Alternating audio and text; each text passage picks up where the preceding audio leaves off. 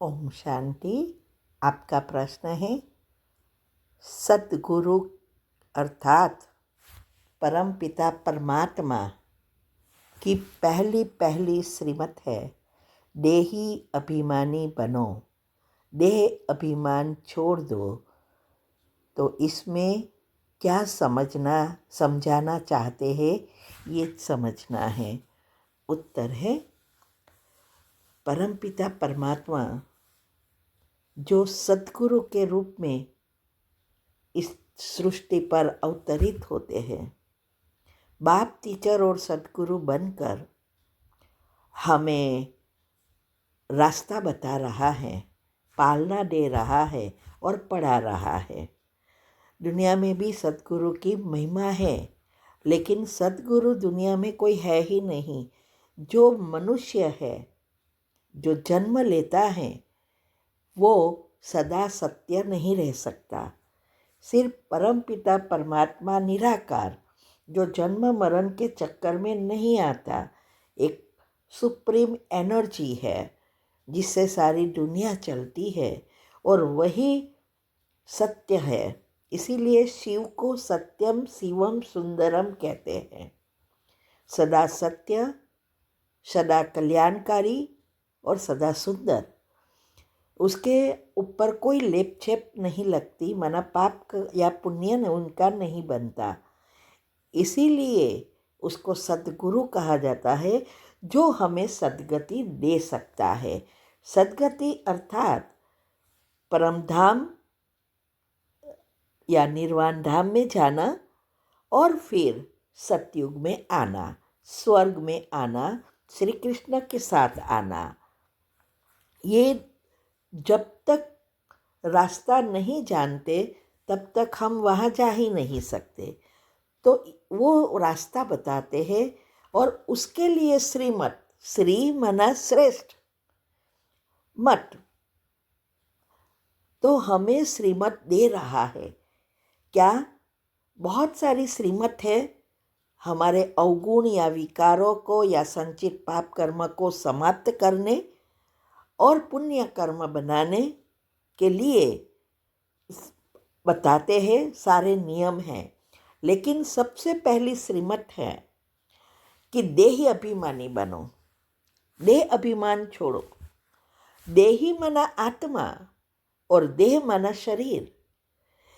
जब हम देह भान में रहते हैं, मना प्रकृति के 5 तत्व की चीज़ें या वस्तु, व्यक्ति, वैभव, इसी बातों का जितना हम चिंतन करते हैं, इतना हमारे अवगुण एक्टिव होते हैं। अवगुण से हमारे विकार बनते हैं, विकार से हमारे विकर्म माना पाप कर्म बनते हैं। इसीलिए कुंडलिनी चक्र खोलने की जो बात होती है, इसका कारण यही है। इसके मैंने टॉपिक हमारी यूट्यूब चैनल पर रखे हैं कि कुंडलिनी चक्र कैसे ब्लॉक होते हैं, उसकी डिटेल में रखा है। अगर आपको डिटेल में समझना है तो वो आप सुन सकते हैं। आप हमारी चैनल पर जाएंगे, शिव शक्ति मेडिटेशन बीके कुसुम, फिर उसमें प्लेलिस्ट में जाएंगे और वहाँ कुंडलिनी चक्र के और बहुत सारे राज रखे हैं जो दुनिया में कोई नहीं बता सकता, तो आप वो सुन सकते हैं। तो देह अभिमान में होते हैं तो हमारे पाप कर्म बढ़ते ही जाते हैं और आत्मा की शक्ति कम होती जाती है। तो अभी हमें अगर देही अभिमानी माना आत्मा अभिमानी बनना है, अर्थात देवता बनना है, महान आत्मा बनना है, तो हमारे गुण वो एक्टिव करना होगा। इससे ही हमारी शक्तियाँ उत्पन्न होती है।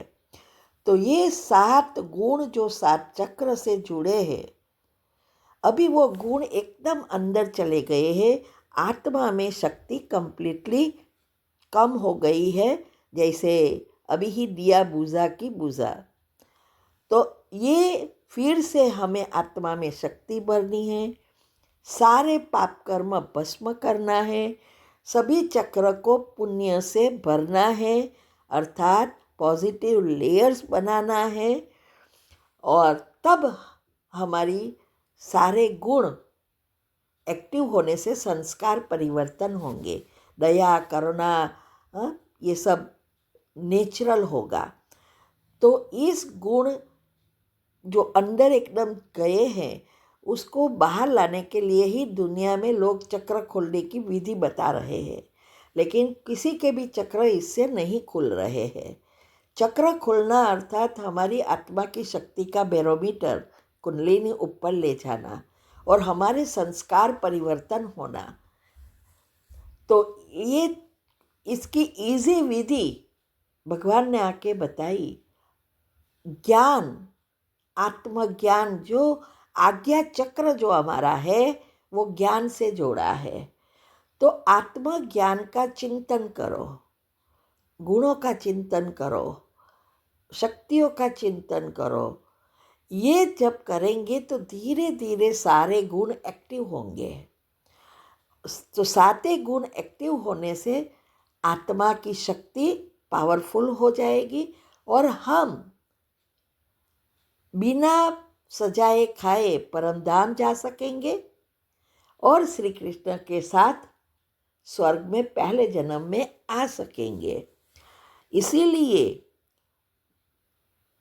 शिव बाबा यही समझा रहे थे कि जब तक हमारे अंदर देह अभिमान है या देहभान है तब तक हम प्रगति नहीं कर सकते। तो उसके लिए जो पॉजिटिव बनना है, मन को परिवर्तन करना है, वही मुख्य है। इसीलिए गीता में कहा है, मन ही मित्र है, मन ही शत्रु है, मन जीते जगत जीत बनेंगे। तो ये मन अभी शत्रु बन गया है, सारा दिन कचरा सोचता रहता है और दुख बाहर आता रहता है। अभी उसको मित्र बनाना है।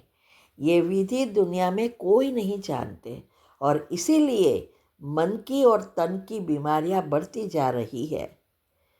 अभी समय चल रहा है, चिंता जिंदे को जला रही है। यही कर्म की थियरी में सबसे कड़े ते करे भोगना है।